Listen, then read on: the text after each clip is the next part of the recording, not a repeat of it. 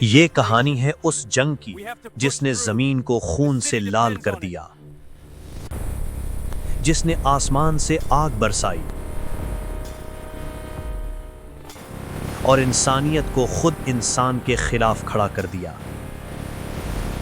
یہ صرف ایک جنگ نہیں تھی، یہ تھی دوسری جنگ عظیم۔ 1918 پہلی جنگ عظیم ختم ہو چکی تھی۔ دنیا نے سوچا اب امن آئے گا، مگر حقیقت میں یہ صرف اگلی جنگ کی تیاری تھی۔ جرمنی پر ورسائے معاہدہ تھوپ دیا گیا۔ بھاری جرمانے، ذلت اور بھوک، جرمن عوام کے دل میں غصہ پکنے لگا۔ اسی غصے سے ایک شخص نے فائدہ اٹھایا۔ نام تھا ایڈولف ہٹلر۔ 1933 میں ہٹلر اقتدار میں آیا۔ اس نے وعدہ کیا، جرمنی کو دوبارہ عظیم بناؤں گا، مگر اس عظمت کی قیمت تھی نفرت۔ یہودیوں کو دشمن قرار دیا گیا۔ 1 ستمبر 1939 جرمن ٹینک پولینڈ کی سرحد پار کر گئے۔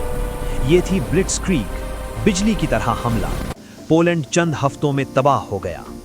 برطانیہ اور فرانس نے اعلان جنگ کر دیا اور دنیا ایک بار پھر آگ میں جھونک دی گئی۔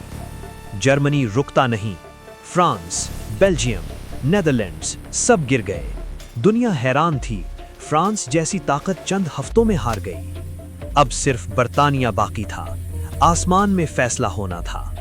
جرمن جہاز لندن پر آگ برساتے رہے، مگر برطانوی فضائیہ نہ جھکی۔ 1941 ہٹلر نے تاریخ کی سب سے بڑی غلطی کی، روس پر حملہ۔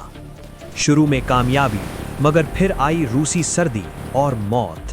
اسٹالنگراڈ، جہاں جرمن غرور دفن ہو گیا۔ اسی جنگ کے سائے میں انسانیت کا سب سے بڑا قتل عام ہوا۔ لاکھوں یہودی، گیس چیمبرز، آشویٹس، ٹریبلنکا۔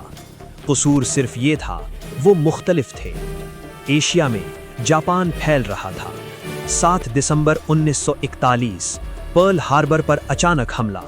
اب امریکہ بھی جنگ میں داخل ہو چکا تھا۔ 6 جون 1944 ڈی ڈے۔